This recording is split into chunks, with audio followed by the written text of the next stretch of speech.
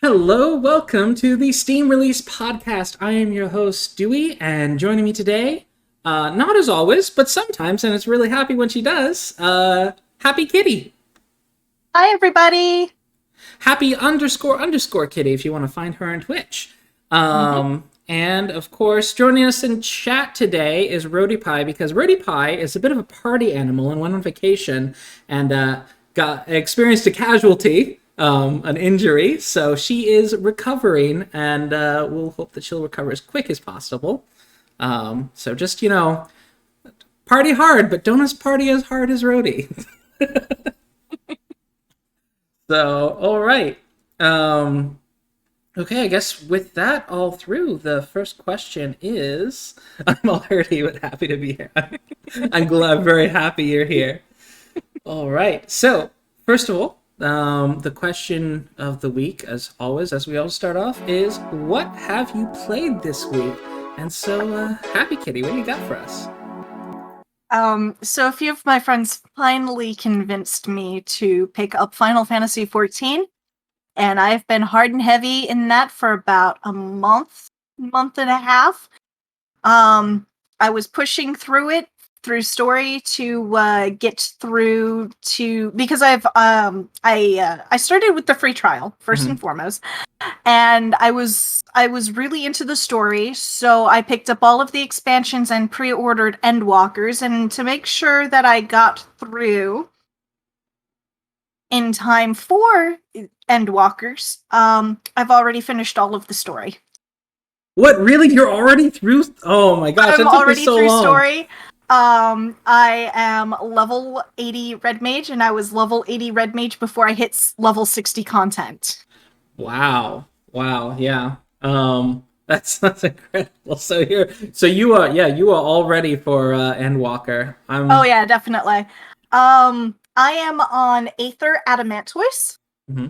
Which is one of the most heavily populated servers. I apologize for that. You can thank the WoW players for that. Yeah. Not that there's anything wrong with the WoW players. Yeah, but yeah, Aether was kind of, a lot of WoW players moved over to Aether, because Aether is the North American equivalent of, I think, because it has Gilgamesh, which is the North American equivalent to Chocobo, I think. One of the Japanese servers is very well known as the raiding server. And so Gilgamesh, which is on Aether, is the raiding server in North America. And so a lot of the major WoW personalities are raiders, and so they all went to that. And so now on Aether, you can't make new characters, so you slipped in there before that happened. Thankfully. Yeah.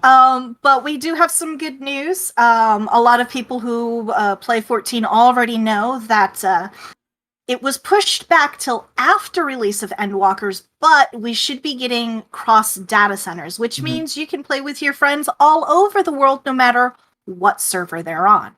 Yeah, I'm excited for that, because it's been, it was a big hype when they opened up the whole, being able to move between worlds on your data center, but it's still, they're having to add new data centers, and so it's it's still, pretty divided. The community's pretty divided, so looking forward to that. Being able to hop over the Japanese server every now and then just to see what it's like. It's like another world. But yeah, awesome. And I'm glad you've jumped into it, because I'm just kind of sitting in the wings waiting for the next expansion. I'm leveling Red Mage right now, though, because you are? Yeah. I played Dancer. I had a lot of fun with it. Yeah. I played Dancer because Dancer's basically just it's just a rhythm game. Just hit the glowing buttons. just do that. And it's not hard at all, and I wanted to focus on the story and not so much focus on my rotation that much. And now I'm doing Red Mage, and Red Mage is kind of there's a bit more planning in Red Mage, but it is also very easy. If you ever need an outsider's perspective, because I don't do a whole lot of games like this, let me know. I've got a pretty good rotation down, and it is a rotation from a player who has level 80 in almost all of his jobs, and has 2 Blue Mage characters. Wow, 2 Blue Mage. That's dedication. Yeah. He liked it so much, he did it again. I do like Blue Mage a bit, yeah. Is FF the only game you've been playing? Well, that would make sense if you got to through Shadowbringers. We'll put it this way. I finished main story of Heavensward in 2 days. So yeah, that's basically all I've been playing for the last month to month and a half. True no lifer here. That's I commend you. I commend you. What have you been playing recently? Me. So are you aware of the Humble Trove? Yes. Yeah, so basically with the Humble, if you sign up for the Humble Choice subscription, not only do you get the monthly games, but they also have this big trove of DRM free games. And one of those games that I picked up, well, just downloaded, I guess, is Blackguards. Okay. So this is a Daedalic Entertainment, which that's one of those studios like Daedalic and Obsidian. It's just like, ooh, this is going to be a good RPG, isn't it? Mm-hmm. Like, it's just even they. I feel like these two companies just haven't gotten big enough because, like, some companies like Bethesda and they can do Duker sometimes. They get big enough that they just kind of, but like BioWare as well. They just kind of forget where they came from. Daedalic and Obsidian are both kind of in that sweet spot where it's like, oh, you keep putting out bangers. Thank you. This one, I'm shocked to see that it on Steam it's like mixed, like 63%, because I've been loving this game. It's excellent voice acting. It's all kind of turn-based combat, and the stats are all based on, like, from what I can tell, it's heavily based on like D&D stats. So it's all, everything is dice rolls that the computer is doing. So it's been a real adventure, honestly. Just going through the game. It's this dark fantasy setting, where basically the main character. This is all within the first 5 minutes of the game. The main character murders a princess. I think it's implied he was transformed into a wolf, so he's like a werewolf, but he doesn't know it. And like, so he killed the princess.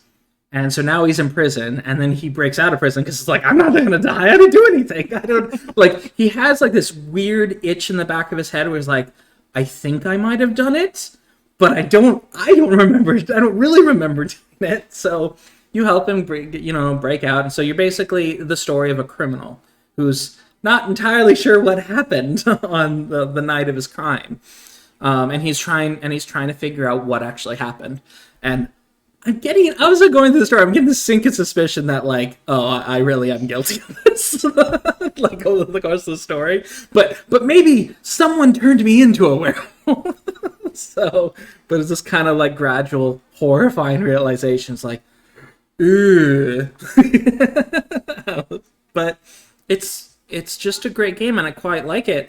And I'm excited to see that there's a Blackguards too, because I'm only like 10 hours into the game, and I'm already like, oh, I hope there's a second one of these. And lo and behold, on Steam, there is a Blackguards too, so yes! So, yeah, it's fun. Let me see, criticisms I have for it. Some elements of the UI are kind of similar to mobile games, and I don't think that's because it's at all related to mobile games, because this came out in 2014. I think it's just that certain turn-based RPGs that are put on mobile now are emulating what this game had. And so there's just there's a handful of systems and stuff like, oh, this game's kind of mobile-y. And I looked into it. Well, no, it's not. It's just the UI that mobile took. And yeah, there's definitely one thing with a lot of these turn-based RPGs, it's easy to misclick and do something you didn't want to do. Like, you right-click on a square, and it brings up a ring. So it's like, all right, do you want to do a buff, a debuff, a protect, attack move, all the rest? So you can hit, like, if you hit an invalid one, say you right-click on an enemy and you hit heal, it won't heal the enemy. I was like, oh, okay, that's nice. And then you can click on, who you want to heal. But if you click yourself, right-click yourself and select the heal option because you want to go and heal someone else in the party, you'll just heal yourself. And you're like, no, that's a turn wasted. So there's elements like that can be a little bit frustrating when you misclick. But overall, I quite like it. It's just, there's a lot of flexibility in how you build your character, which I'm certain is going to screw me eventually.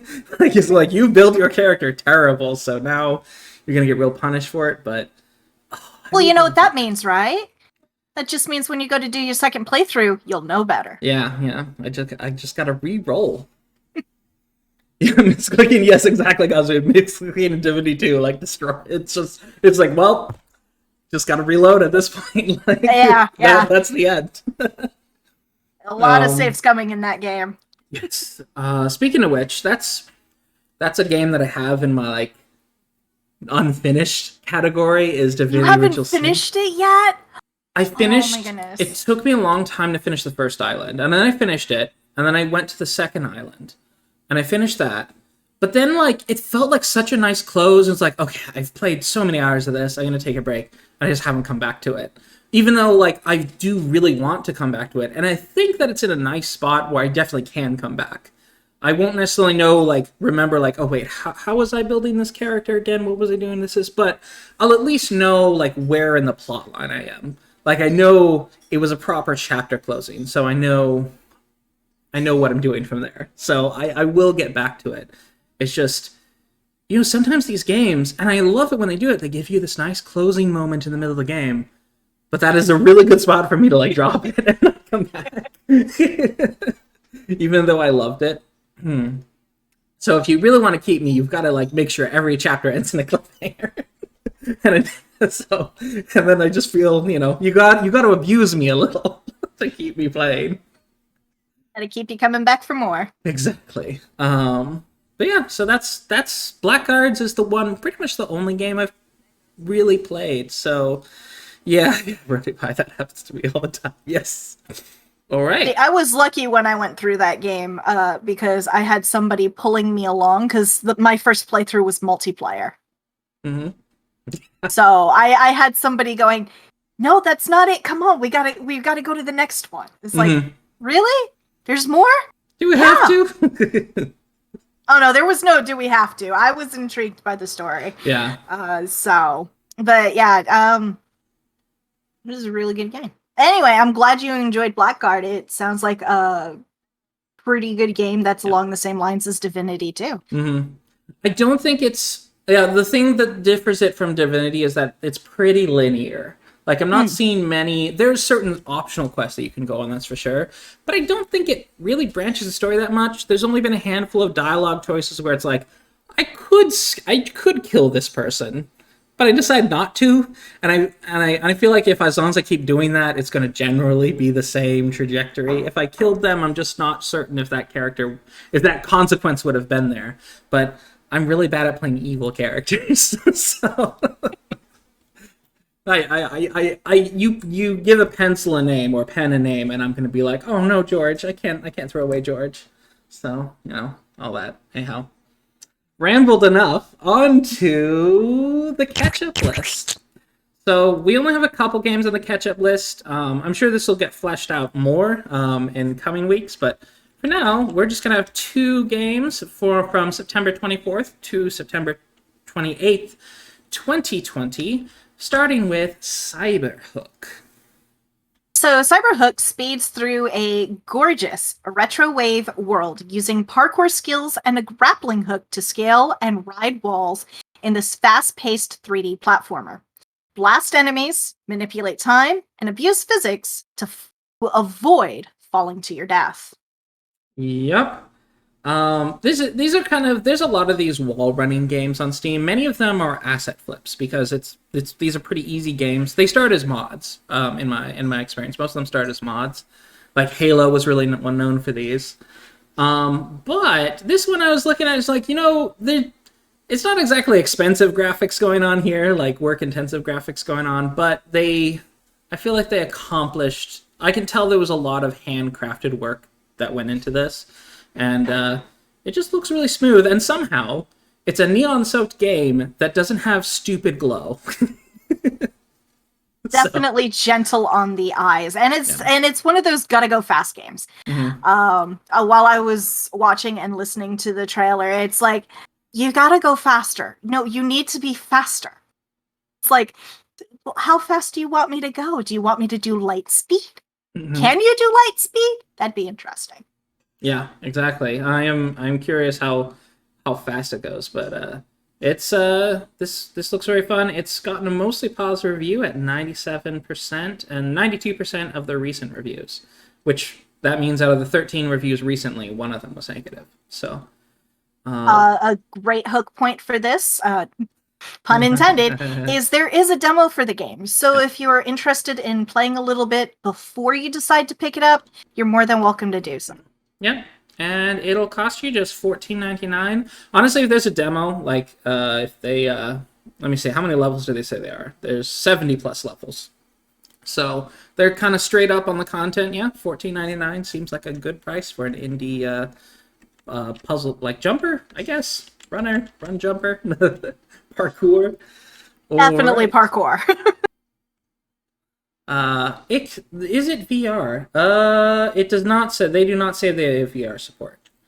They also said, was it this one? It might have been another game. I think it was another game, but there was another game that said that they didn't have mouse and keyboard, but I don't think that was this one. No, this one I would assume would be best with a controller. But if you're a Steam gamer, I highly recommend you get an Xbox controller. Just do it. Like it'll revolutionize your gaming experience with a lot of games that still have keyboard support, but some games you need that controller. No, not my wish list. There's nothing, to hide, but all right. Next game is RoboPhobik. RoboPhobik is a 70s sci-fi inspired top-down arcade shooter that has a unique twist. Enemies won't move or attack while you're standing still. Use your tactical skills to avoid being surrounded by robots as you unfold a rich story full of love, hate, and machines. Okay. Unique twist. That's not true. There are quite a lot of games that do it this way.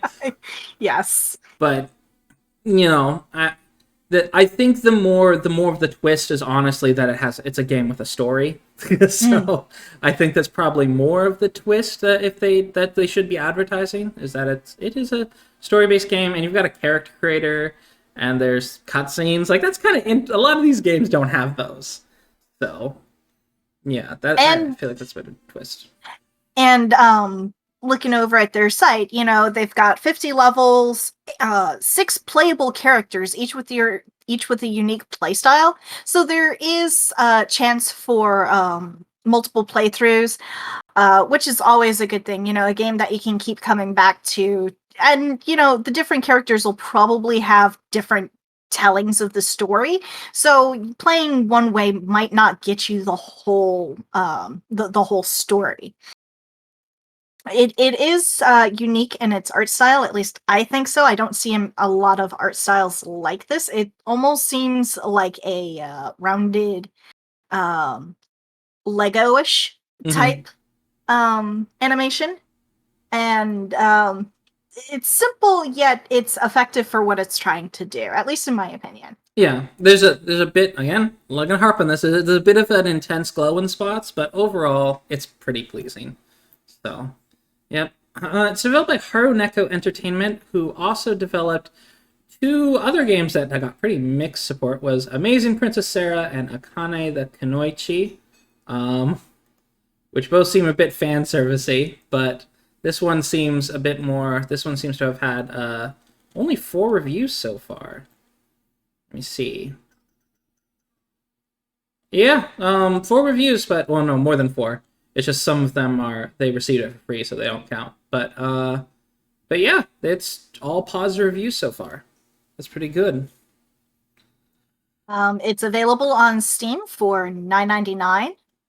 There is no demo for this, but it boasts replayability, and it seems like it's got a pretty decent soundtrack. All right, next up we have our release list. All of the hidden gems from the week, starting on Monday, September 6th, through Friday, September 10th.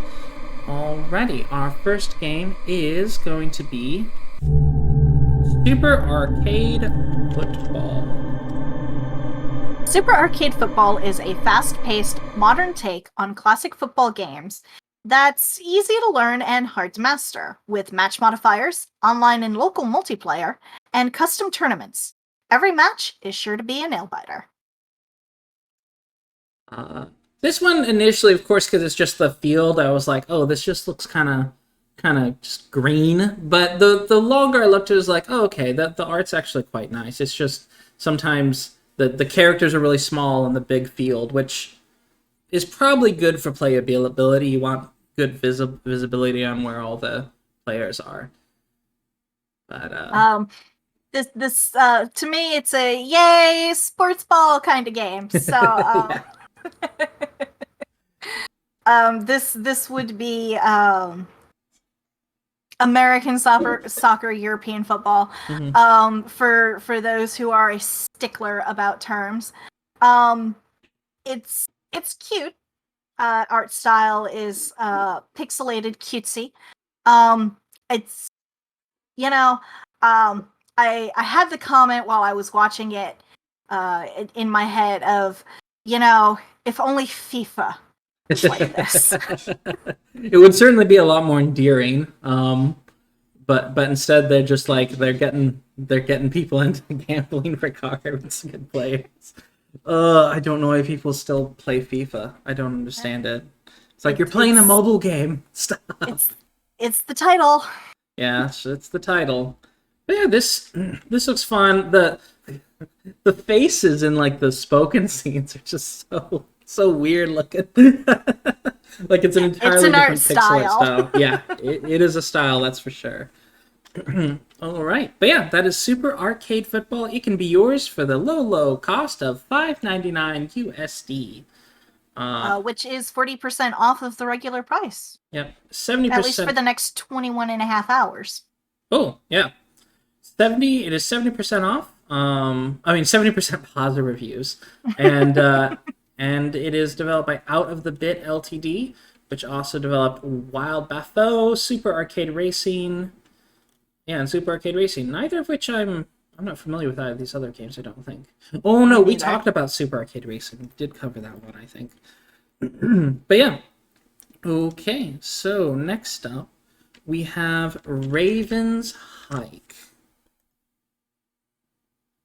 Raven's Hike. No jumping, no walking. Raven's Hike is a unique 2D platform in which all movement is based on her grappling hook. So I saw like Raven's Hike, and my immediate thought was a short hike. I was like, oh, is this like a short hike? No, it's not. But it does seem it's an interesting twist on a platforming game. The really fast movement because you've got to like stop before you hit the spikes. Wow. But yeah, it's kind of it's a puzzler with some decent puzzle. It's not really a platformer. I feel like it's definitely more of a puzzler. Yeah. So looking at this, and I haven't had a chance to play the game I'm about to bring up, but a lot of people have hyped over it. This feels very much like a Celeste type game. Yeah. With the movements and the puzzle-induced action platformer. You got to get to a certain place, avoiding the traps and the spikes and stuff like that. The overall goal, I'm sure, is to get to the top. But yeah, no, it definitely reminded me of Celeste from the playthroughs that I've seen, and it looks to be like a very, very positive game, and I'm sure I'm sure this is going to be one amongst the speedrunning community's favorites. Yeah, I think it definitely has that potential. Let me see. It's just excellent pixel art. Excellent low-def pixel art. And so far it's only got positive reviews, but it seems like it's about 3.5 hours long. So, yeah, looks good. Raven's Hike. It is available on Steam for $4.49, which is 10% off the normal price of $4.99. Yep. Developed by Wired Dream Studio. It is They've also developed Upyod. Oh, and Red Ronin. We talked about this game. So yeah, Red Ronin is also a sort of puzzle-based game where you move like a rook, and you basically have to like it's order of operations. What do you do first in order to get through to kill all the enemies? But yeah, so it's really cool that they have their next title out. Wired Dream Studios. Okay, next up from Tuesday, September 7th, we have Encased. So Encased is a tactical sci-fi RPG set in the alternative 1970s, 1976 technically, where an enormous and inexplicable artifact, the Dome, is discovered in a remote desert. Fight enemies, explore the anomalous wasteland, level up your character, and join one of the forces in the ruined world. Yeah. There seems to be a lot of this a lot of games that are set in an alternate version of 1970s or 1980s lately. Mm-hmm. I think it's just that like people who grew up in those times are like, oh, okay, I'm gonna make it my own game now. So you're sort of seeing this return to the 80s, the 80s, because back in the 80s, all the games were about the 2020s and the 2100s and stuff, and now it's like, now we're going retro futuristic. So back to the 80s. It's very interesting to see that trend. Well, and I'm sure with all the things that happened in the 70s and the 80s, I'm sure people are wishing, well, what if this had happened in set? Yeah. Or what if that had actually gone through? There's a lot of what ifs throughout history, and this is one way of exploring it. Yeah. Also, there's something to say for like the architectural trends, the fashion trends. There's all these interesting things going on there that you can do. So Encased, what I find neat about it is kind of more of that it's a very open RPG where they have multiple different ways you can play it. You can literally kill every character in this game as you go through, and there's a proper story for if you take that route, and there is actually a special ending if you didn't get that route. Or you can be a pacifist where you kill no one, and there is a different ending for that, and you unlock a different story. There's even a playthrough where you can play stealth, where you literally play the whole game and no other character sees you. So you're hiding from all characters, whether aggressive or friendly, etc. You're just hidden. You're breaking into places. You're unlocking you're hacking computers, all the rest, and you get your own special storyline after that, which that's really neat. So, Encased, that is the game. That is the name of the game. My opinion of this is so many ways to play, so many ways to die. Yeah. Because there have got to be some unique ways to die in this game. With every playthrough, you learn something different. And as you'd pointed out, there are many different ways to play. There is no wrong way to play the game, and the devs have emphasized this as well. They want you to find every way to play the game because there is a different story with every playthrough. Yeah, it does look. Yeah, Rhodey's saying it looks a bit like Disco Elysium. It definitely captures a similar vibe to that. It's a bit cleaner looking than Disco. By cleaner, I mean there's not rubbish everywhere. Like this is supposed to be a pseudo horrific idealized. Like there's something very wrong with this world, but it's also very like clean and sanitary looking. Whereas Disco Elysium's like you're in slums and stuff. So it's kind of a different approach. But I guess it is kind of a similar timeline concept. It seems to be, yeah. Yeah. Because the characters in Disco Elysium all look like they fell out of the 80s. So, but yeah. Game is available on special promotion for 45 and a half more hours at $23.99, which is 20% off the regular price of $29.99. Yep. Which for a game that has a lot of replay value, that's pretty good, and it has over 1,430 reviews at 80% positive. It came out of early access, and recent reviews have been 84% positive, so they became more positive after coming out of early access, which is always good to see. We often see the reverse be true. So, yep. But the studio is Dark Crystal Games. This is their only game on Steam so far, so they've really hit it out of the park. Good to see. All right, next up we have Puzzle Forge Dungeon. Puzzle Forge Dungeon is an innovative mix of weapon crafting and strategy. Craft your own weapons and armor, add magic, and defeat your enemies in the dungeon of Anvilar, the dwarf city. So it has like the 2D character look and this kind of like low poly 3D environment. Is it so? It's basically like a board game, I guess. Yeah, it's turn-based match 3 board game. Okay, with roguelike elements. Excellent. So you end up picking like different upgrades as you go. Ooh.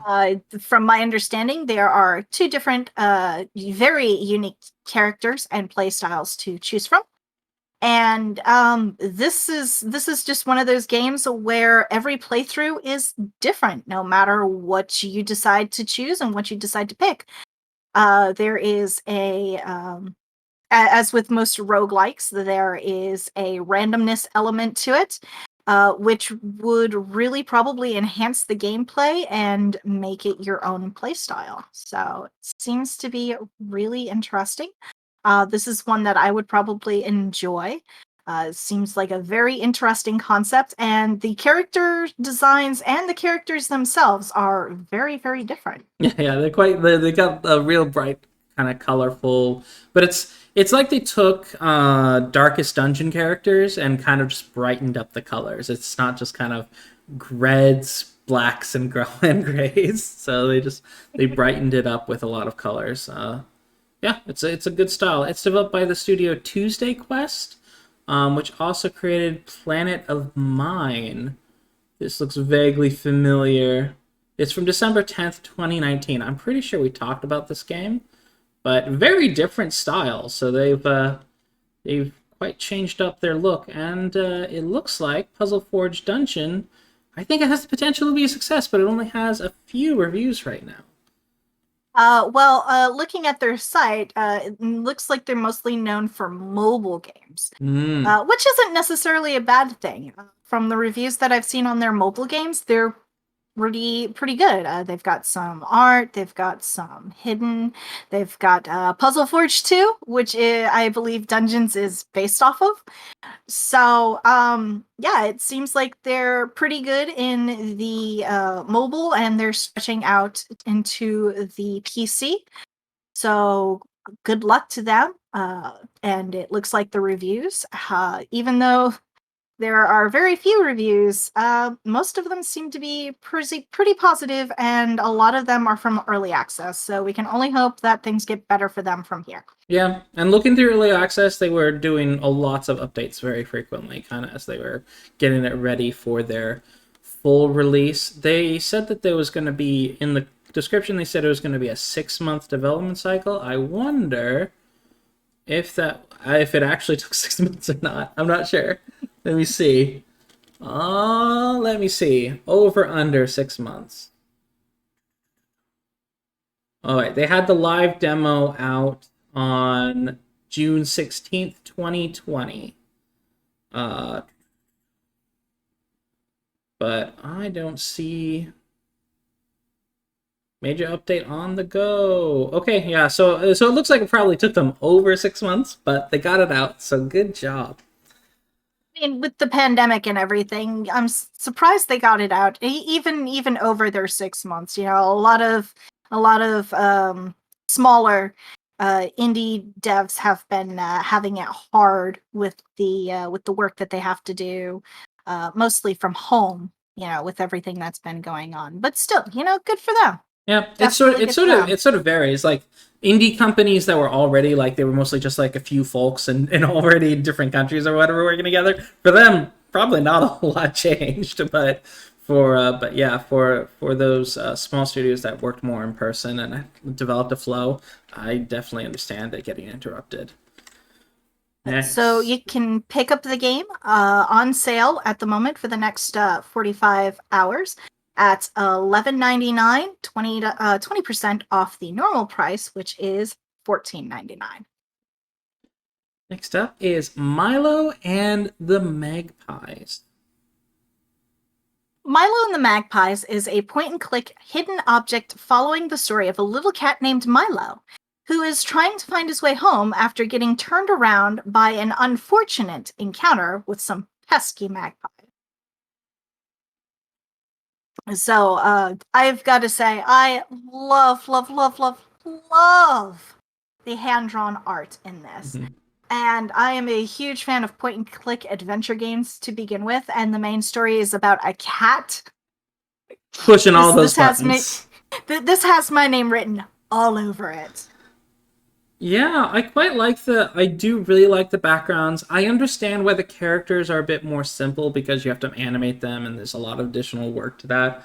And this was developed by Johan Scherft, which I assume that means it's a solo project. That seems like a solo project situation. So I understand it, but the backgrounds are beautiful. The characters a little less so, but I love the backgrounds. The characters are good enough to be a viable product. So yeah, it's lovely. Go ahead. It is a beautifully crafted game, which you can pick up on sale for $1.69, 15% off its normal price of $1.99. And honestly, for me, I would be more than willing to pay at least $5, if not more, for this game, simply because of how much love was poured into this game. And you can tell love was poured into this game. Yeah, $2. I mean, people pay $2 for like desktop backgrounds. This looks fine. Apparently, it is a short and sweet game with about an hour and a half gameplay, which probably why it's only $2. Mm-hmm. But again, if this was $5, I would easily drop it. Yep. And it's got 187 reviews with 97% positive. So that's really good to see. Yeah, nice short game. This is kind of just like if you want to do a stream with 2 or 3 of these kinds of games, so like you're doing a whole afternoon stream, it's perfect for that. All right, next up is Blon. Blon is a cute pixel art 2D platformer game.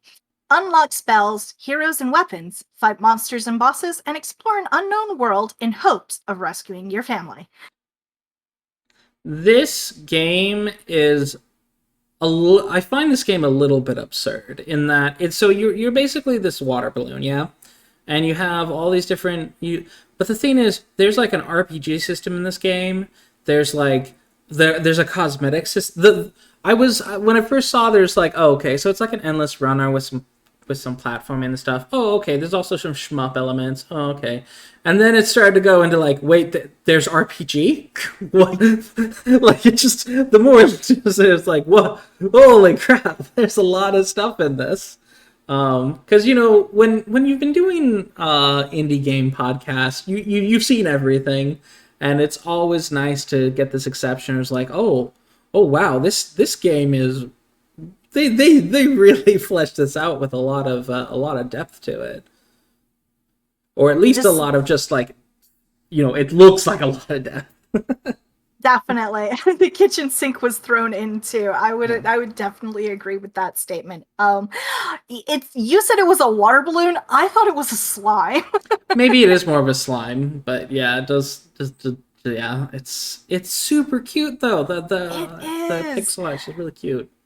It is. It's bright. It's colorful. It seems like it's got a very, fairly intriguing story. There we go. That's the word I was looking for. Story.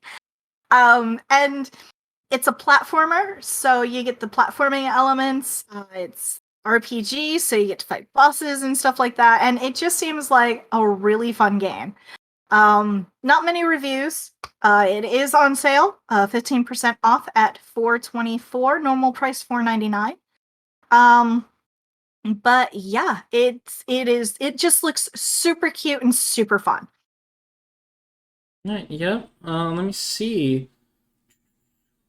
Yeah, so the top review is in French, but they do describe that it took them it takes about probably 15 to 20 hours, and in English they say worth the price. So, but yeah, it's they were quite happy with it. So, It's good to see. So 15 to 20 hours. That's impressive.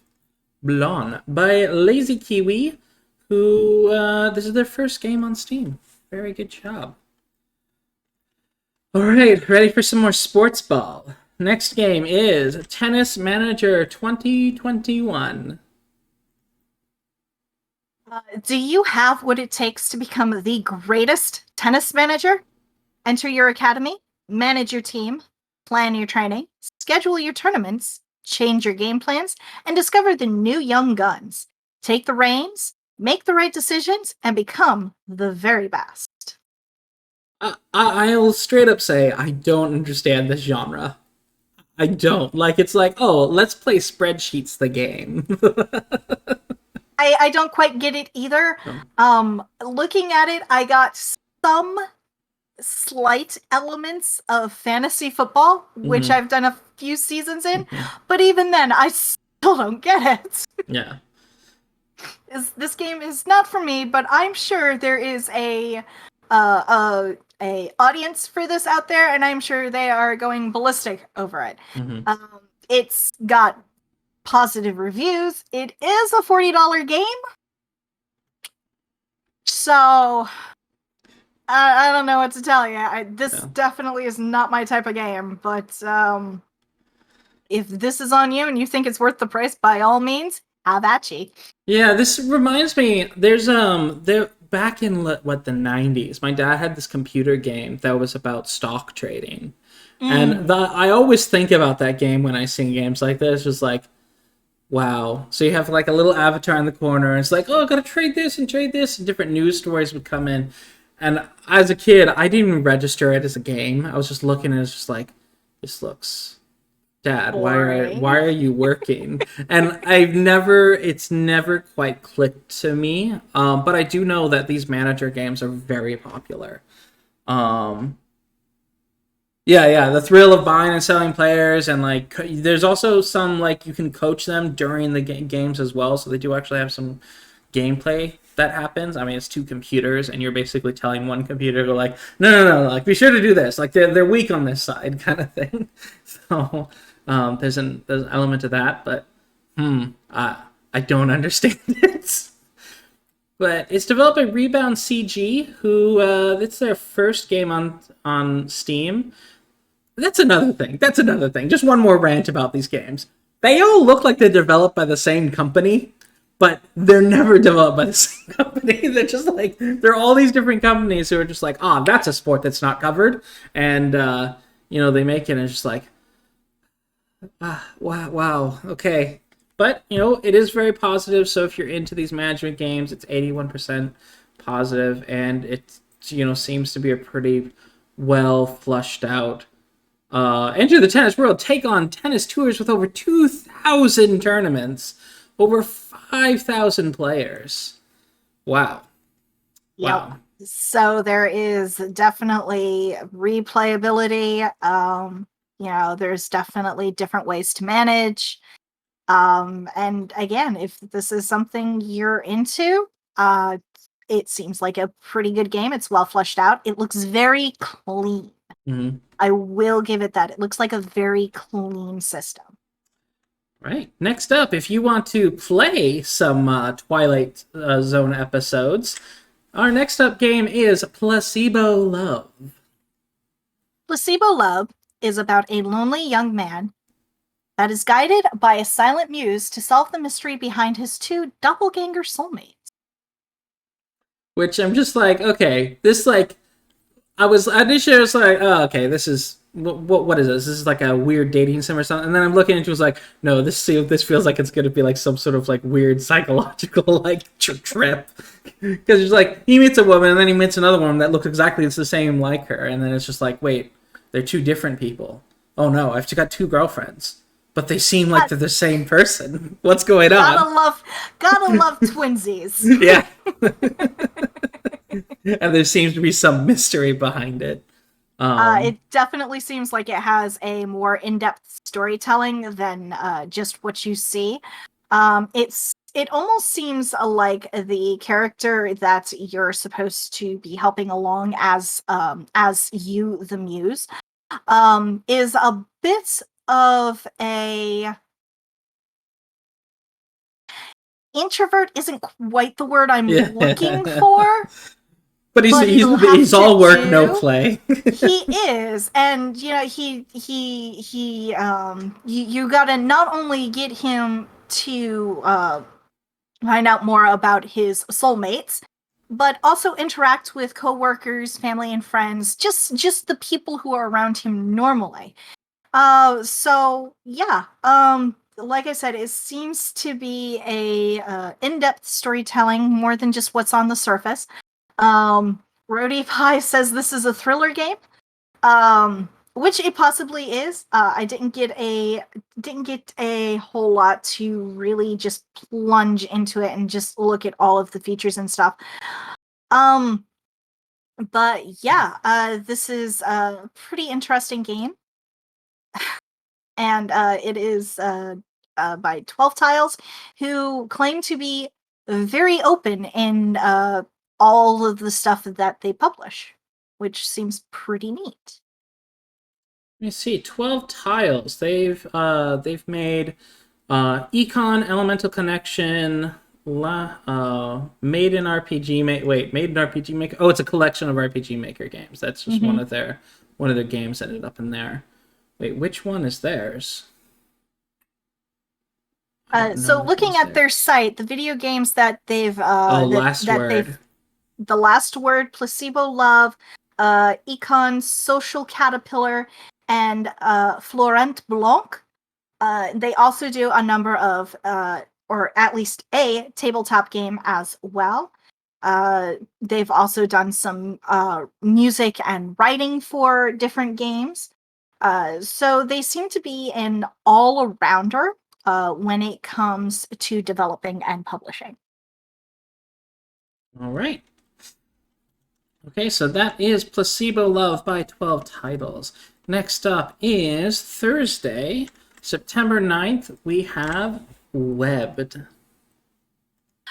Swing through the trees, spin sticky webs, and make friends with bugs. Be the adorable spider you've always wanted to be in Webbed. I can't help it. I just get that little shudder with spiders, but it's at the same time the spider characters they're well animated and they're actually quite cute in here. This looks a lot like a wood spider, which is a very big, fat, plump spider that lives up in Washington. I don't think it's the same species, but it looks pretty similar. So I'm very familiar to running into these guys when you're walking through woods and suddenly you got one on your face. Yeah, that's a childhood trauma. I'm sorry to hear that. It's really neat. I like the web mechanics, the fact that you can spin webs and you can skateboard. And there seems to be there's diving. There's all these different things that real life spiders can do. Well, not skateboarding, but yeah, it just looks so interesting. So what I've looked, and I'm a fan of spiders, and I've done some research way before this about certain spiders, certain species and stuff. And the spider that is taken by this giant blue bird is male, while the spider we play as seems to be female. So I love that little spin take on it. It's absolutely adorable. Oh yeah, she's out to save her boyfriend from the big mean bowerbird. Yeah. Yep. And I'm a huge fan of Lucas the spider. Mm-hmm. So anything that makes spiders look cute and not harmful and gets more people to try and understand what spiders are used for in the environment and not just kill it with fire. Yeah. I'm all for. I wonder if she's gonna eat her boyfriend. Oh my! That's says thank you. Yeah. Yep. But yeah, it's so cute. I love the pixel art. The animation is super smooth. They really seem to have a good physics engine going on. Oh, I like how she just grabbed a bug and ate it in midair. That's so cool. But yeah, webbed. But for those who aren't into have a arachnophobia, this I would kind of recommend this, but also, I don't know your limits. But it looks like a great puzzle. There's like puzzle, there's action, there's platforming. It seems to have quite a lot going for it. Not to mention you get to interact with other insects as well. Yeah, I saw the one where you're like dancing with a moth or something. It looks very, very fun. It's by Sbug Games, and they also developed Stab, Stab, Stab. Oh, I remember this one. Yeah. Nope. The name alone is just enough to get me giggle fits. Don't ask why. You can pick up the game on Steam for $9.99, and I've got to say, the developers have a very unique sense of humor with the name of their studio being Sbug Games. Yes, yeah.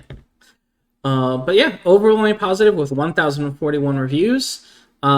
This one's been really successful, and I think one of the major reasons they're so successful is they had their like upcoming. These has been on the upcoming games list for so long. This is Godless Weeb actually shared with me a thread on Twitter, which I'm not going to bring up the Twitter browser and like show you, but it was a really good. It was from a developer who does a lot of small games. It was like, okay, so you've got two choices. You can either work 6 years on a really excellent, fully fleshed out game, or you can make a minimal viable product every 6 months and pump them out, kind of thing. And he's like, well, here's the thing: the algorithm. So on Steam, if you do not have your game in the upcoming section, where people can add it to their wish list, Steam doesn't know that it's a hot game or that it's a well anticipated game. So if you put your game a week before you launch, and then launch, well, guess what? Since no one put it to wish list, it didn't show up in the most anticipated releases or anywhere on that list, and so it got less attention. And he was talking about like, well, if you're going to do, he really strongly recommends against doing like small game releases because you're just gonna vanish in the big pool of games. But he was like, if you do, what you do is you develop the game, and then you put up the page, and you wait like just an indefinite amount of time until you get enough wish lists, and then you announce the release date. Because this is from his own personal experience, just kind of figuring out how the Steam works.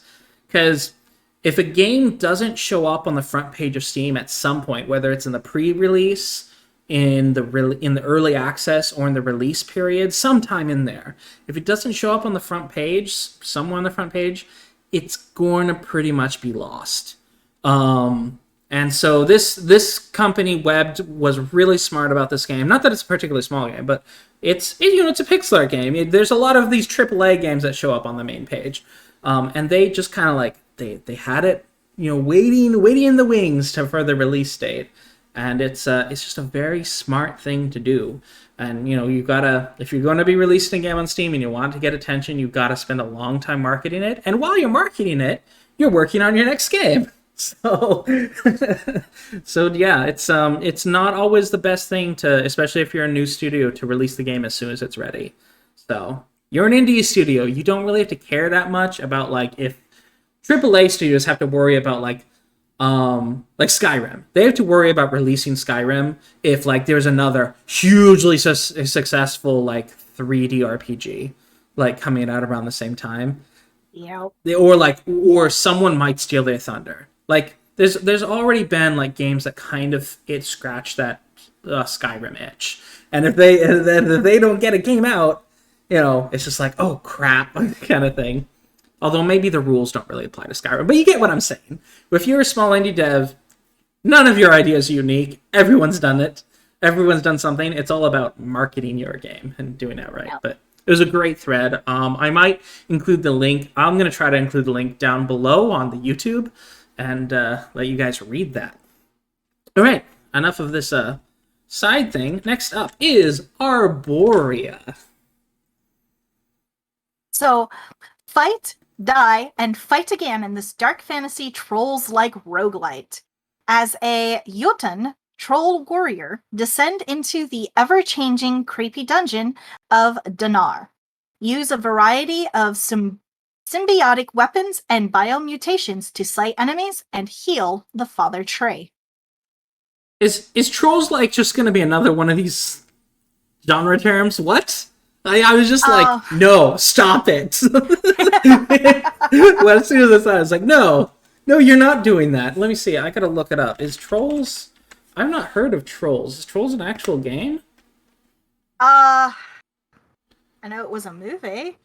Or are they just messing with me? Because I think they're trying to coin the concept. Because my eye twitches every time I hear like a new genre term that I feel like, no, there's already a word for this. Like, stop. But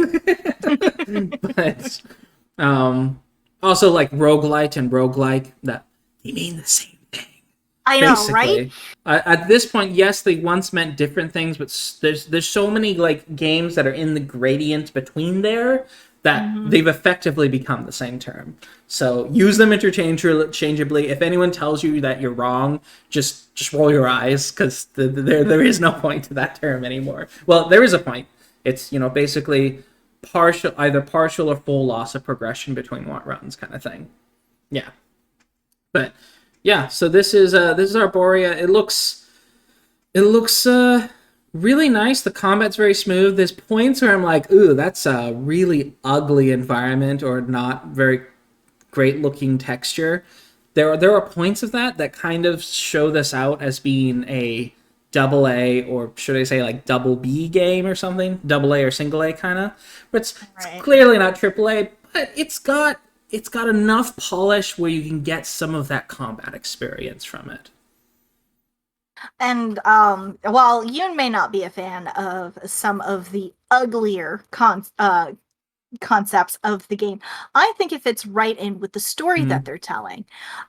Trolls aren't known for being pretty or being neat or being bright and colorful and happy. No, they have this grunge ugly, dirty element to them that people expect. And when I saw this, and when I look at the backgrounds and stuff, and I think of the story, it's like, yeah, no, that kind of works. Yeah, that works together pretty well. And honestly, you wouldn't really see a AAA game do a story about trolls, pretty much. That's not like this anyway. No, not really like this. No. So it's got that kind of unique flavor.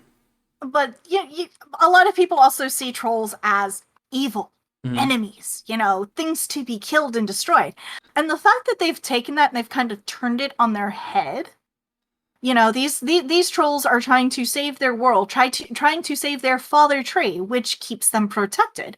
And you kind of look at it and go, maybe all the stories we've heard are just from one person. Yeah, I love when they do stuff like that. This is something I wish it didn't become so common. Like in anime right now, there's the whole isekai thing where it's just like, I became a slime, or I became a skeleton, or I was reborn as this monster or whatever. You know what? I would accept it. I would like it more. I do. I'll admit it. I like some isekai, but at the same time, like, this story could have been told just as well if it was just a fantasy world and there was no isekai element. Like, stop it. Like, The Lion, the Witch, and Wardrobe did it already. You don't have to keep doing it. The Lion, the Witch, and the Wardrobe, the first isekai. Well, not the first isekai, but one of the most famous isekai. But I do love it when it subverts expectations like that. Like, I think there was the book series Kaz the Minotaur, where there's the main character, the Minotaur. Normally it's like, oh, that's the villain, and no, he's kind of fine. not exactly polite, but he's kind of cool. So.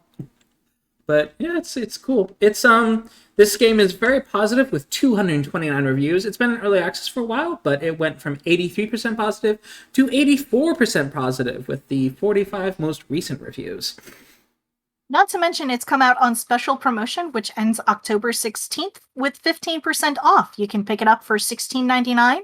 After that, you're looking at a $19.99 game, which isn't that bad of a price. No, that's perfectly reasonable for double A or single A. So, this is probably closer. Well, it is published, so it's Dreamplant, and it's their first game.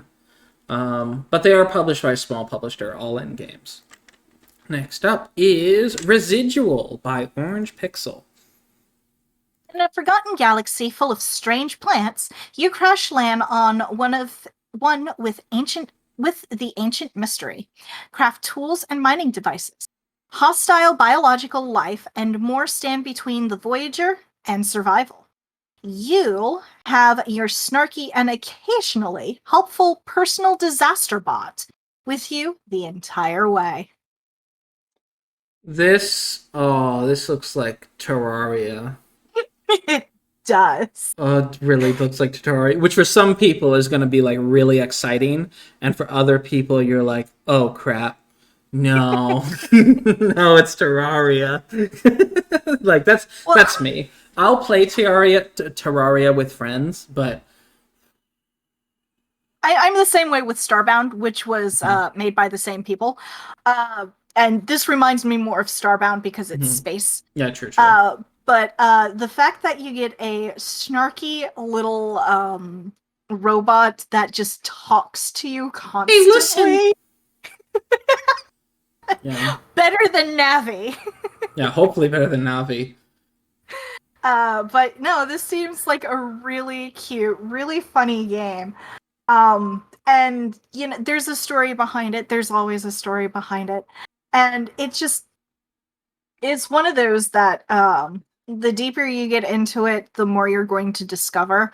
And I think your personal disaster bot is only going to make it better. I've been seeing a lot of excellent chats in the chat. I'm looking through them now. But yeah. Yep. The peanut gallery has been really good today. All right, but yeah, Orangepixel. I recognize these folks. They developed, oh, wow, a lot. So Heroes of Loot 2, Grunts, Ash World, Gunslugs 2, I assume Gunslugs 1, yep. Meganoid. Yeah, they're a perennial studio that pops up on our... Oh, and Snake Core. Snake Core was the last game we talked about from Orangepixel, where it's kind of the combination of the game Snake as well as a top-down twin-stick shooter. So, yep, Snake Core. Positive for the game, it's got a downloadable demo, so if you want to try it before you buy it, you're more than welcome to do so. It is on sale again, special promotion till the 16th, 15% off at $16.99, regular price $19.99. And real kudos to Orangepixel, because they are a studio that specializes in really small games, and this one looks like it's over 12 hours long. Like there's a lot more length and depth to this game, and I love to see that from small studios who are like, okay, we can venture a bit further into doing something big. Because I mean, not every small studio needs to start with a small game, but the ones that do start with small games, like, oh, that's nice, and that can be a fine place to stay. But it's really cool when they kind of venture out and go a bit more complex, and it seems they've done a pretty good job of it. When I was looking at the reviews, there's a couple negatives. Okay, so they ran into an issue. I hope that gets... Yeah, so they had a game crash. Oh, both of the negative reviews are around game crashes, but most of the reviews are positive. Let's see. I am curious if they have an update. They do have... Latest update yesterday. Yep, patch update from the mothership. They added and then they fixed. It looks like they fixed some of the causes for the game crashing, which is a positive. Yeah, that's good to see. It seems that they're going to continue with support, so that's awesome. That's really awesome. So I'm glad Orangepixel has another game out. And it's only $16.99 right now, 15% off. And it's on sale until September 16th. All right. So that is... There we go. Hindsight 2020. Wrath of the Raakshasa. Hindsight 2020... WOTR, is a 3D third-person action RPG with morality decisions from BioWare and Sucker Punch veterans. Discover the power of your mortality with choices and actions that truly matter. That's I find that really interesting when like BioWare veterans, and then it's like, oh, okay. but were they QA or were they devs? Like, I mean, it would be cool with either, but and also I'm like, is this like 2000s BioWare or is it 2020 BioWare? Like, those are two very different studios, but I do they definitely went for a crisp, a low poly design. The UI is a little bit crunchy. Like they just have like a bar for your health, and it's like maybe just do a little shading around it and a little like just something to make it pop a bit, just to give it kind of more of a texture to it. But otherwise, it looks kind of neat. It does carry a slightly unfinished polish to it. In certain aspects, like the bar that you brought up, but there are a lot of finished games that do the same thing, which, you know, it's kind of like, well, how much health do I have? Is that a percentage or is that supposed to be a number? Yeah. Other than that, you know, I'm all for choices that make the game different. For each playthrough, it just means that you get multiple replayability. You can play it multiple times, get different endings, discover different stories behind it. I think the art style could probably be a bit less poly. I guess is the word we're going to go with. And I mean, it's colorful. No, they need more poly. They've got too few poly. That's it. Yeah. We need more structure. That I will say. Pylons. I will say it's a low poly art style that I haven't seen before. So this clearly isn't an asset flip. That's what drives me crazy, is when I can tell like I have seen these assets before, or even, you know what? Not to slander. Maybe they made made assets by hand, but they just look so similar to the flipped assets, and this, they clearly got their own style, and that's cool. But yeah, it's by Triple I Games. I see what you did there, Triple I. So for those unfamiliar, you know how we hear like Triple A, Double A, Single A games. So basically, games with a decently sized budget, published by a major publisher or a moderately sized publisher. Whereas Triple I is basically the cream of the crop of the indie games. I don't know if Hindsight 2020 would count as a Triple I, but you know what? I appreciate that they like have high standards with their developer name. Yeah. So. Yep. So, Hindsight 2020, Wrath of the Raakshasa. Raakshasa. So, it's one of those tongue twisters for me. You can pick it up on Steam for $14.99. It does kind of sound like a meme game. It does sound like a meme game. That was not a good, but it is mostly, of the reviews, it's mostly positive. So it's just like, yeah, you should have just had like had a name like, I don't know. I'm trying to think of a better title for this, like, you know, just Hindsight, Hindsight, Wrath of the King, or something like that, like, or no, Hindsight. It doesn't need the subtitle, right? Just Hindsight. Well, there's already a game called Hindsight, so they couldn't do that.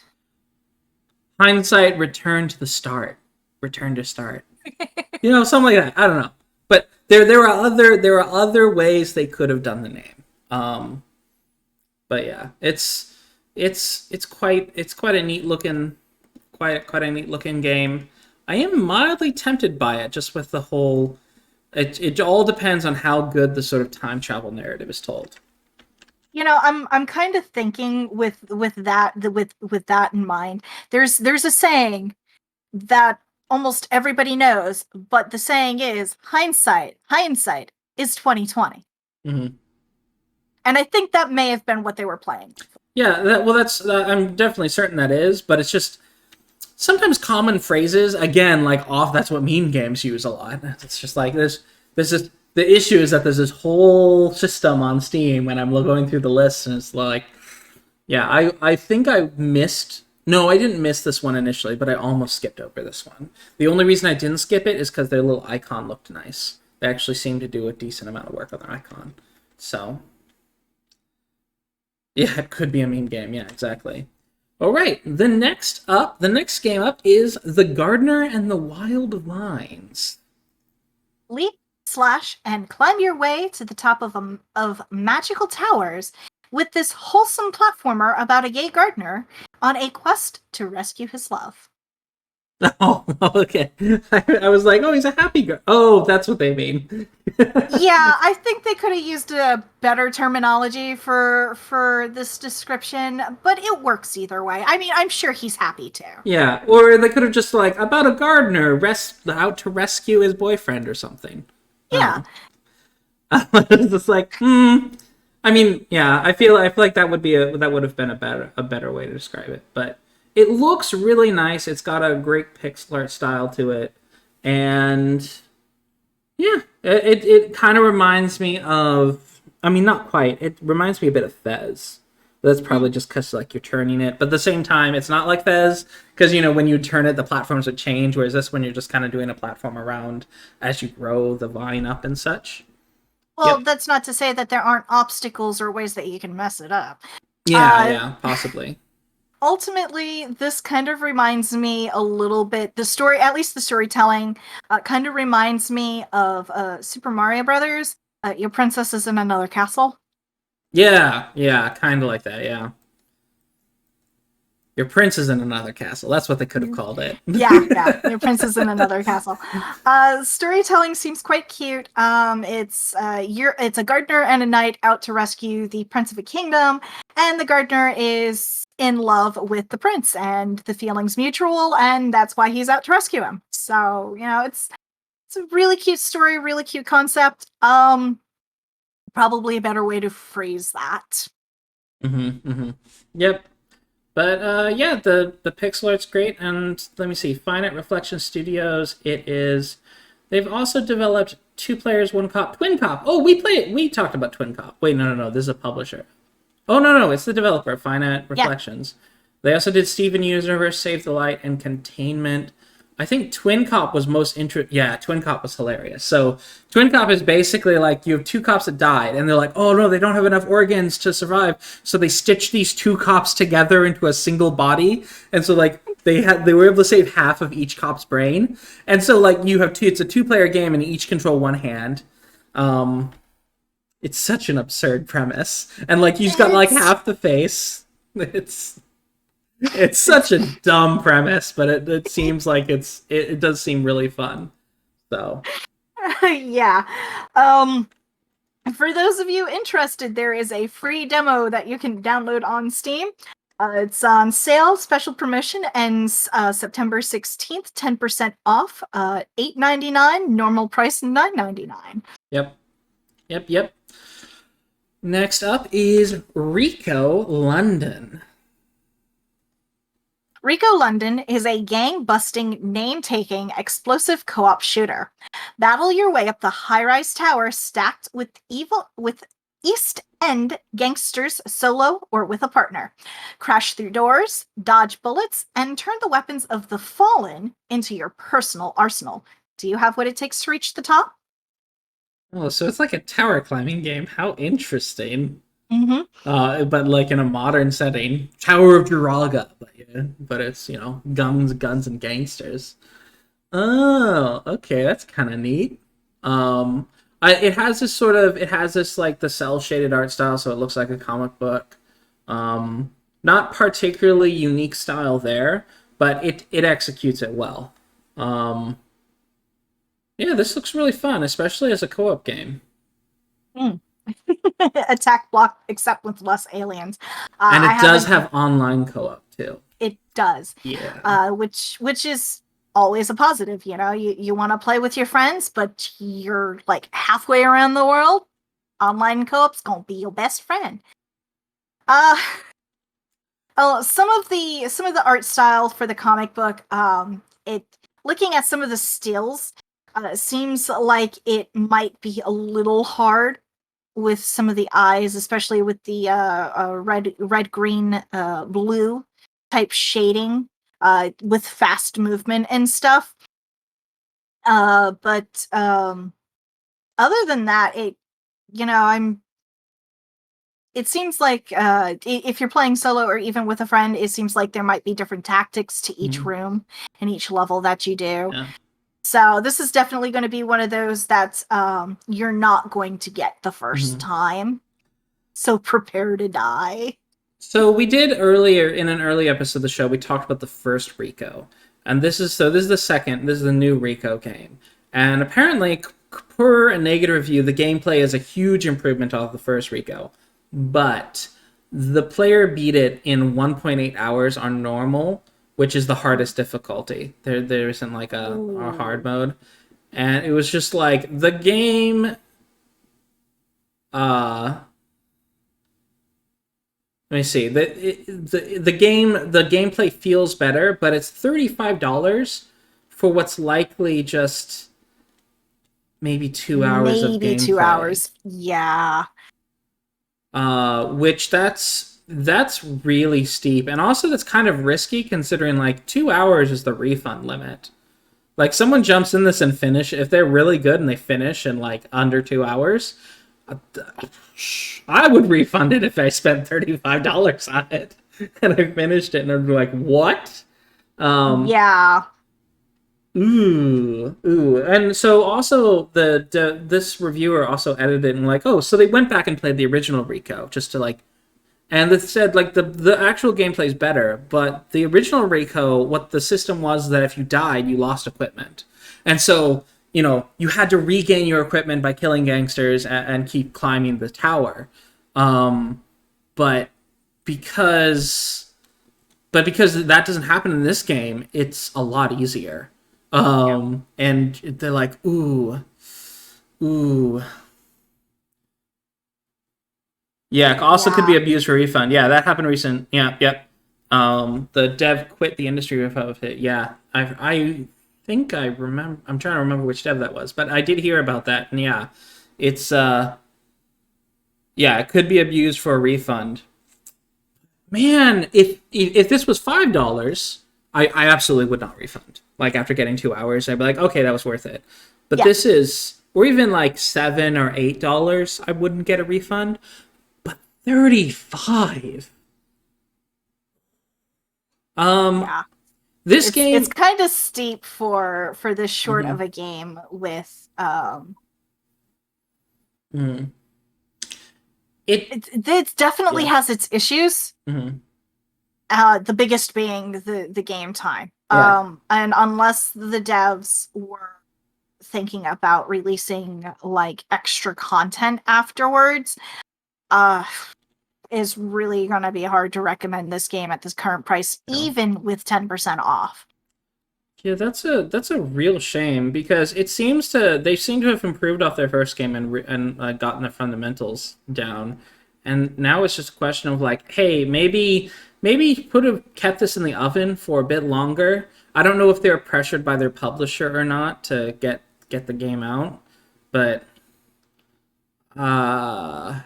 really, like, maybe if you have, like, you have this tower in London, and then you go to the next tower in London, and then the next tower, like, have multiple towers, maybe multiple gangs in each tower, or maybe a gang per tower, something like that. Yeah. Just something to where it's longer than 2 hours for $35.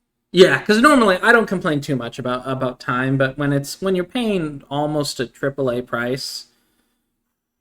And the fact that you can do different loadouts, and I mean, 2 hours with different loadouts still isn't much of a replay value for $35. Yeah. Well, yes, Rhoda, we do speak about this, but like oftentimes, like, okay, well, maybe it's worth it to you if it's a really excellent game. Like, for example, Cardo. Cardo was like $20 when I bought it, and it was only 8 hours. But I still felt like Cardo gave me so much more, because it was such a high-quality game and such. But if Cardo was 2 hours long and I paid $20 for it, you can bet I would, not be very... my opinion of Cardo, even if those 2 hours were just as high of quality, I would... Yeah, it's just... The price differential's too much. Like, Me, if it's like $4 for an hour, okay. $5 for an hour, that's kind of bad. $10, more than $10 for an hour.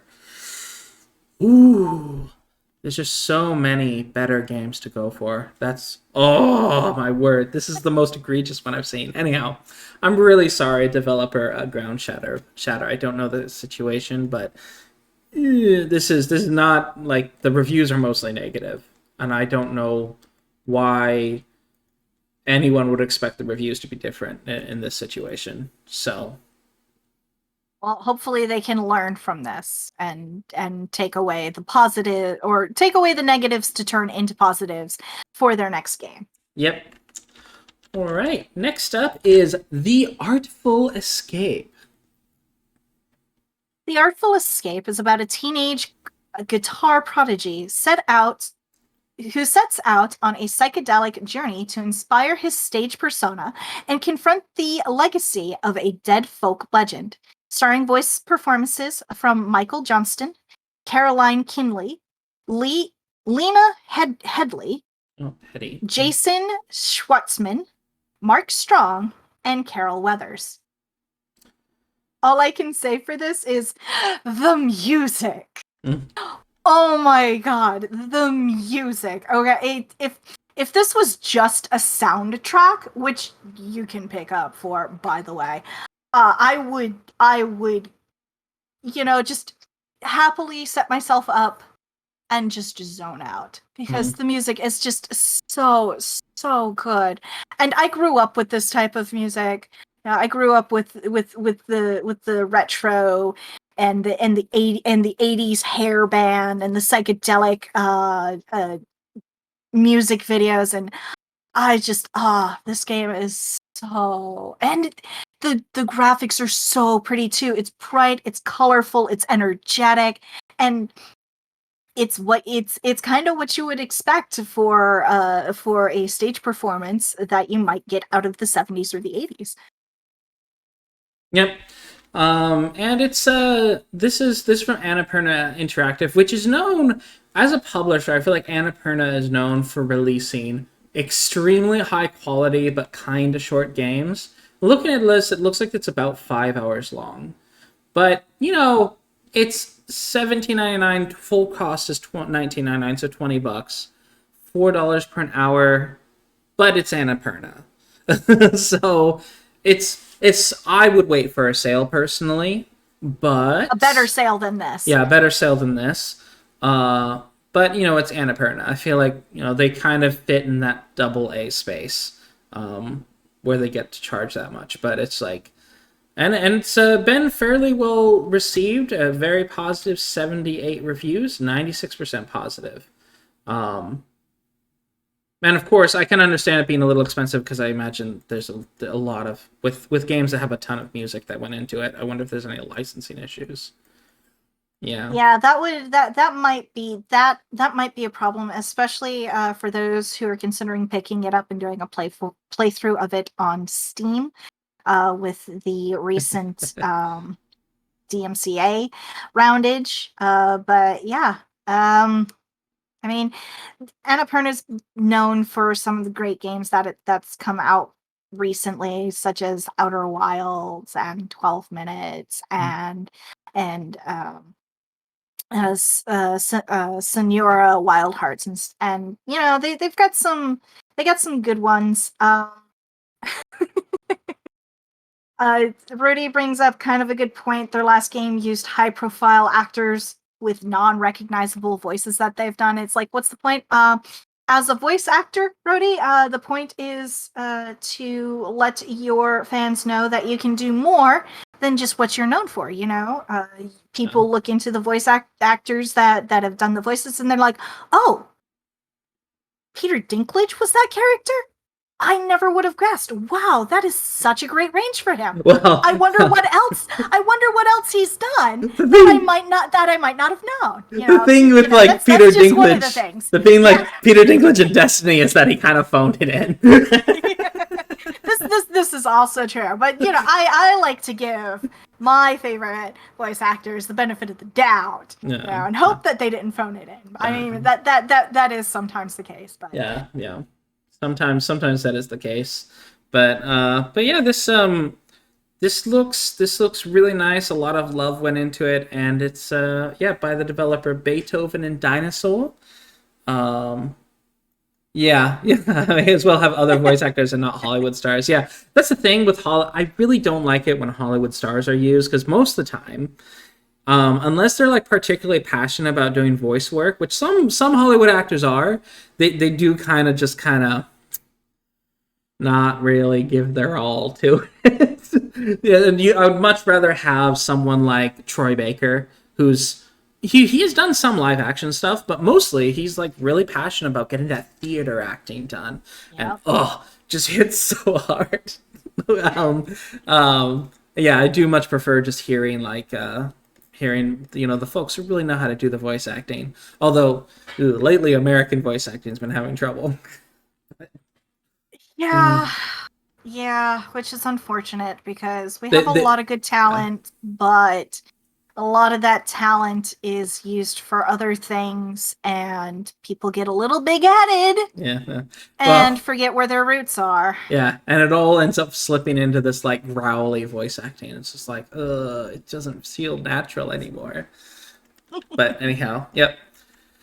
Enough of that. Next up, we have Tiny Robots Recharged. It was all fun and games until the bad guy took your friends. It's not their fault. He built his super secret laboratory next to the park. Well, this looks really interesting. So it's basically a puzzle game. Point and click, hidden object, adventure. Those are just some of the tags defined for this product. And basically you have to go in, find your friends, and rescue them from this bad guy, mad scientist type dude, and he's a bad guy. He's a bad guy. Yeah. I was thinking of what is that guy on YouTube who does all the shorts? He's a bad guy. What's his name? Asian guy. He does all these, like, he's got an incredibly deep voice. I'm trying to remember what he is. Okay. He does all these really hilarious ones, and like my favorite one is when he says like, "He's a bad guy."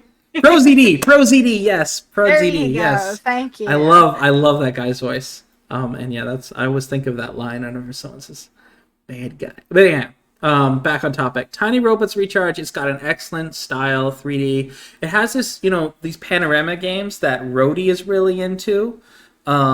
Especially lately, the setting is this little panorama so that you can turn around and then find little gadgets. And this one just seems really fun because there's all these like little things you can do and figure out like, ooh, what does this do and how does that connect to this? And it's all this kind of self-contained little puzzle. There's none of this like running off to, oh, you have to get the banana from the jungle that'll fit into this lock in the mansion. Yeah, none of that stuff. It's just all that you need to solve the puzzle is on this little diorama. Is somebody not a fan of Monkey Island? I've never played Monkey Island, but I know enough people that have. So, yeah. Notably Rody. Yeah, this is going on my wish list. I figure, like, I saw there's like, oh yeah, this is a Rody game for sure. And you can get it for only $3.99 at full price, but right now it's 10% off at $3.59 USD. So, Rody's wish list is not going to shrink that much. Oh God, no. If anything, it's just getting bigger by the week. Short, cute game. In comparative to the last bigger game that we talked about, it definitely seems worth the price. Definitely a bargain, even at full price. And it's got a cute little story behind it, and you get to play as a cute little robot saving your friends. What's not to like? Yep. And it's kind of gotten missed because there's only 2 reviews so far, but They're both positive. Oh, that's another thing, that thread on Twitter that I'm gonna have to link below is that the really neat thing that I found out is the ratio to reviews to purchases is 30-1. And so when you see a review, that means there were probably 30 purchases, which I think is a fascinating metric to know about. It's just like, what? So it's 30-1 generally. So yeah, when we look at reviews, we can just multiply by 3, add a 0, and voila, you've got the sales numbers pretty much.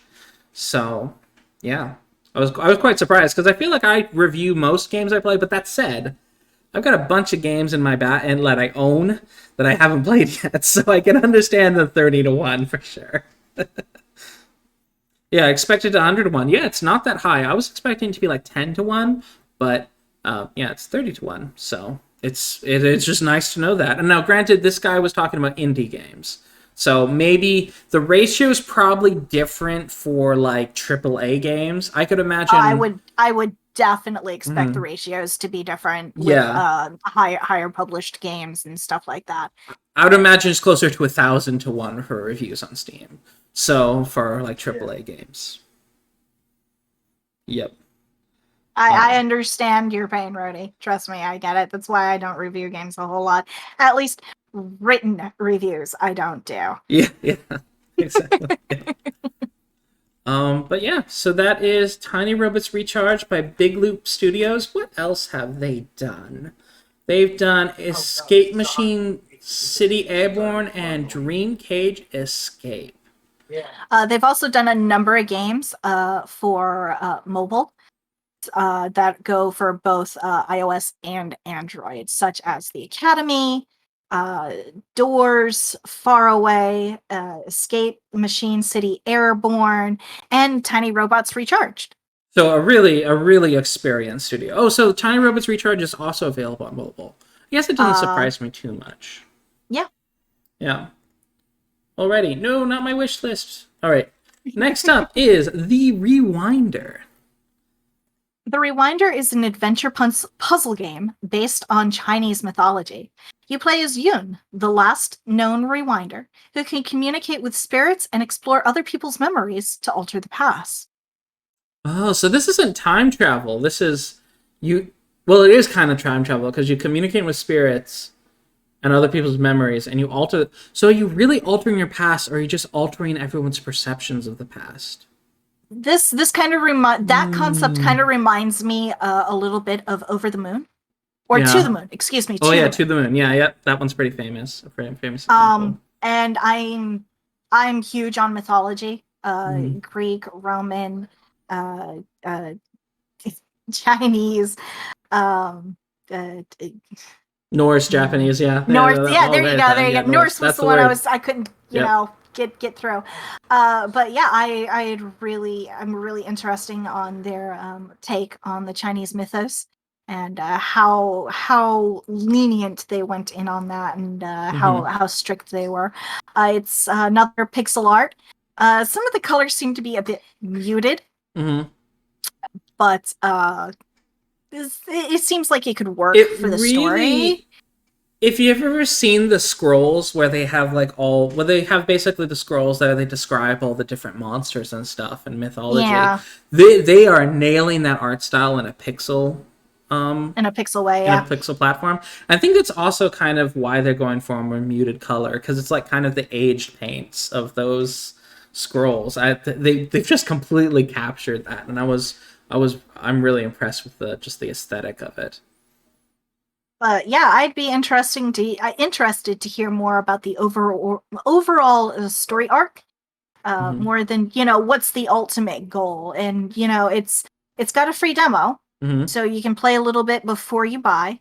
It's $14.99 regular price, on sale till September 16th for 10% off at $13.49. And it just seems like a really interesting, really in-depth game. It seems like one of those games where once you get started, if you're really into the mythos and stuff like that, it could really suck you in and you could lose time over that. Yeah. It's on my wish list. So I think this is the first game so far on the list that I'm like, well, that's going on my wish list. It is available in both English and Chinese, both traditional Chinese and simplified Chinese. Most reviews are in Chinese, but it is extremely positive. So, yeah, overwhelmingly positive. 97% positive with 790 reviews. And most of those reviews are in Chinese. So I'm going to assume that they did a pretty good job with the Chinese mythology part. So... I would need to agree with that, yeah. So, yeah. Yeah, I'm being really restrained. I don't know. I feel like maybe I've gotten jaded in my old age, but I've seen so much. I've seen the depth, the wealth and depth of video games on Steam, and now I'm getting like kind of choosy. I'm getting pretty choosy now because honestly, even though I just put this one on my wish list, there's been a ton of games on the list so far that I've like, oh, that's really impressive. Very impressed, but this one seems so neat. Well, it's one of those things where as we get older, we get set in our ways, and we like what we like, and we don't like what we don't like. Yeah. And it's kind of hard to pull our interests away from what we like, But kids are the same way. So this is MistyMountainStudio, which is published by Gamera Games. So I can't tell if they've done anything else, but at least on Steam. But yeah, it's so beautiful. My word. Okay, and it's yours for just $11.99 at 20% off until September 16th, or its full price is $14.99, which I think is pretty fair. It seems the game is about 5 to 6 hours long, so it's not super long, but but it just seems so super beautiful and mysterious. So next up is Lost in Random. Which is, of course, it's an indie studio that's published by EA. Yeah. Play the odds in Lost in Random, a gothic fairy tale-inspired action-adventure where every citizen's fate is determined by the roll of the die. Well, I should say a small studio that is published by EA. It's definitely not indie if you're published by EA. But actually, it looks like it was two publishers that worked together for this game. And then published by EA. Yeah, well, yeah, Zoink and Thunderful, yeah. But yeah, Lost in Random. It's got this kind of Coraline look. Well, who's that? Who's the genius behind Coraline? What's his name? Pretty sure it wasn't Tim Burton. Is it Tim? I think it's Tim Burton. Actually, I think Coraline is Tim Burton. No, Neil Gaiman. Neil Gaiman. There we go. Okay, Neil Gaiman. I didn't think it was. I really didn't think it was Tim Burton, but he's got similar styles. Yeah, Tim Burton's done Corpse Bride. Mm-hmm. He's done Nightmare Before Christmas. There we go. That's So it's similar but different. Yeah. I am a huge fan of this art style. I love the gothic fairy tale type stuff. And watching the trailer on this, if it's got as many like as many nice beautiful cutscenes as it does gameplay, it's a beautifully done game. Story is rich. Characters are full of life. This one is definitely a wish list for me, and the entire concept where you're in a world where your life is decided by the roll of the dice kind of reminds me of tabletop characters. Yeah. So it seems like a really nice game, and although it's big publisher Electronic Arts, I wouldn't hold it against it. Yeah. It seems to be at most 18 hours long, which again, it's published by a AAA company. And here's the thing: it's $29.99, and it's probably not going to go on sale for a very, very, very, very long time. Unless you get lucky with the Christmas sale. Yeah. And it goes on sale with all of the EA games. Yeah. But I don't think it would go on for more than maybe 10 or 15% off. I think there's certainly a number of people who are going to pick this up, and indeed, there's it's very positive with 105 reviews so far, 83% positive. But for me, this is definitely one where I'm like, I will jump in maybe when it's on sale. Yeah, because it's pretty steep. It's a pretty steep price. It just, again, I'm used to indie game prices, so. But yeah, it's $30, and I'm certain the folks who are looking for this style of game will have quite a bit of fun with it. Yeah, so that is Lost in Random. Next, very whimsical. Next up is Kraken Academy. Make friends, free spirits, and make sure that the world doesn't end. Welcome to Kraken Academy, a Technicolor fever dream that for legal reasons can only be described as technically a school. Join forces with a magical Kraken to manipulate a time loop and save the world. Okay. That's a lot. That is a lot. So yeah, it's described as being dark humor, time travel. Here's the thing. I really like the pixel art, but then like the sort of character art, like it really throws you for a loop between the difference between. It doesn't quite match. So no. Yeah, it doesn't quite match. Here's the thing where like you could make the character art, of course, higher def, but maybe just like the character art like still pixel art, just more pixels, like they did, for games like I don't know. But yeah, there is a full voice acting. Yeah, I once wanted that RoboPhobik sold in this game. Yeah, it's $14.39 USD, 20% off, $17.99 regular priced, and yeah. I like the story behind it. The concept seems really interesting. The fact that you're working with a magical kraken is definitely an eyebrow raise. Yeah. And from the little research that I was able to gather from it, you have 3 days to get this done. So there's a lot to do. That concept kind of reminds me a little bit of Majora's Mask, where you have to travel back and forth to get everything you need done to save the world. Again, I wish they would have chosen an art style between the pixelated and the high def character conversion. It's just so different, and it doesn't mesh well. Yeah, because the pixel art are really cute. It's not necessarily a style everyone's into, but it's quite cute. And just having the up-res characters, but still be pixel art would have been very, very helpful, I think. Because here it's like an anime style, and it's like, I don't know if this fits as much.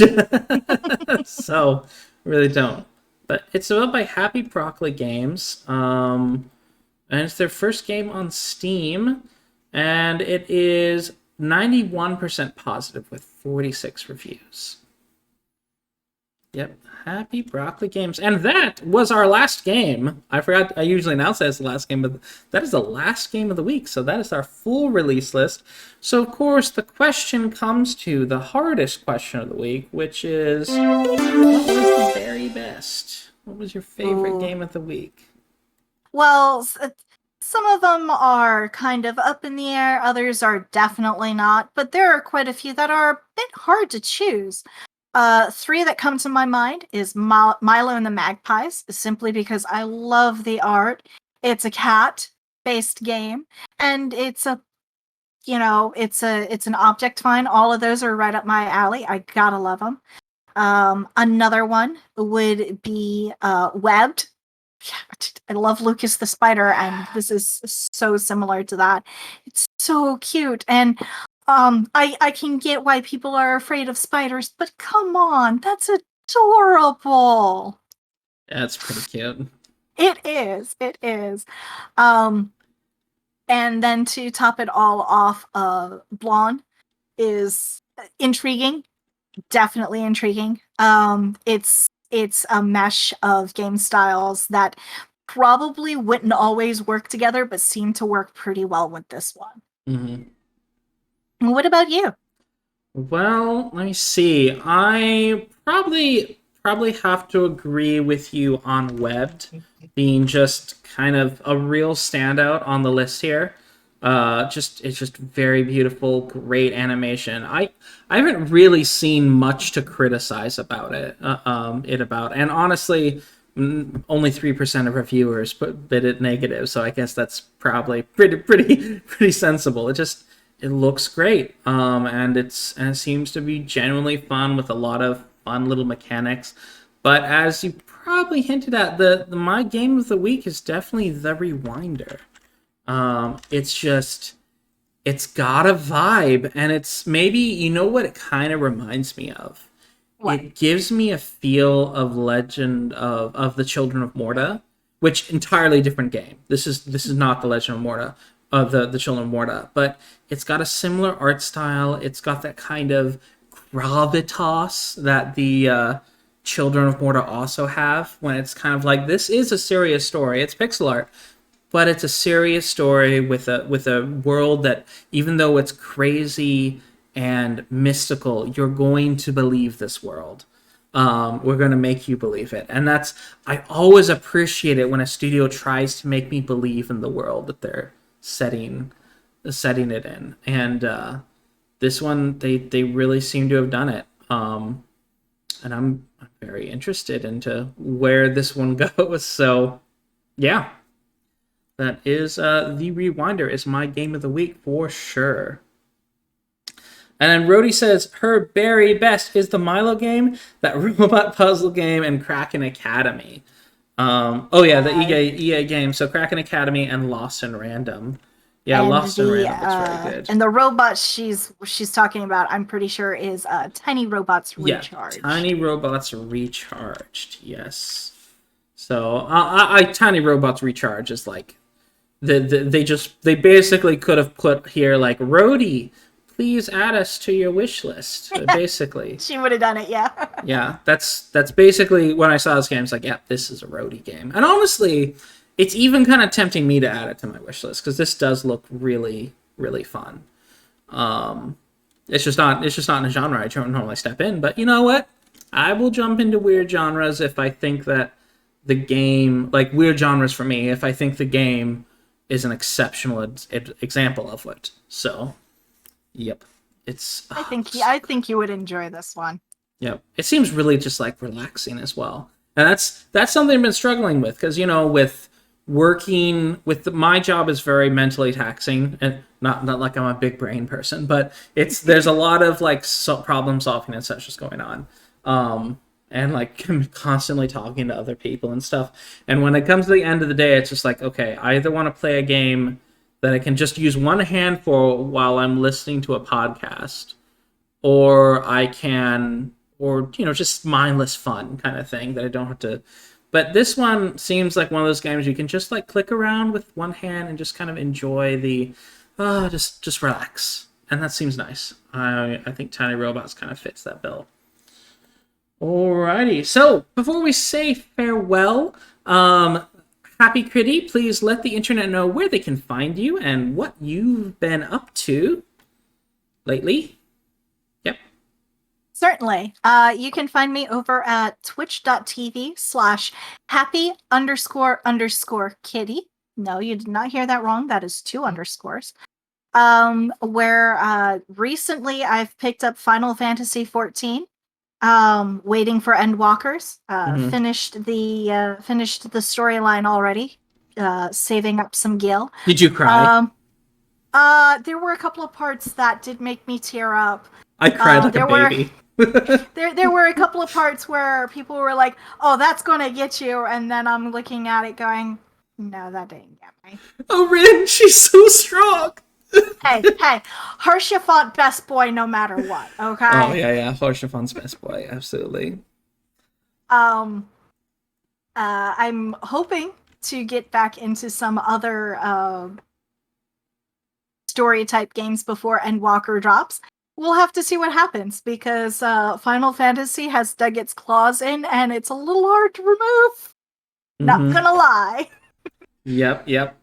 And of course, you can check out the Steam curated page for our podcast. This is where we post.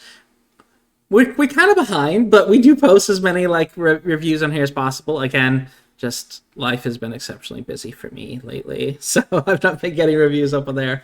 But if you're a developer and you have a game that you want us to review, we'll look at it. If it's not up our alley, we may reject you. Don't feel bad, but because I want to, of course, be able to give a fair review at all.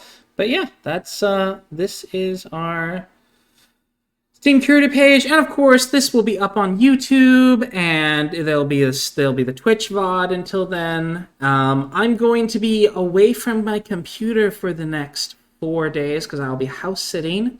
But I will, of course, get the video uploaded to YouTube. It just might not have all the fancy notes and stuff on it. So, yep. So, anyhow, with that, have an excellent day, YouTube. Thank you. Please like, subscribe, and share. And let other folks know where you found out about the great games that came out this week. And to the folks on Twitch, we also are very happy to have you around. So bye-bye. Bye-bye.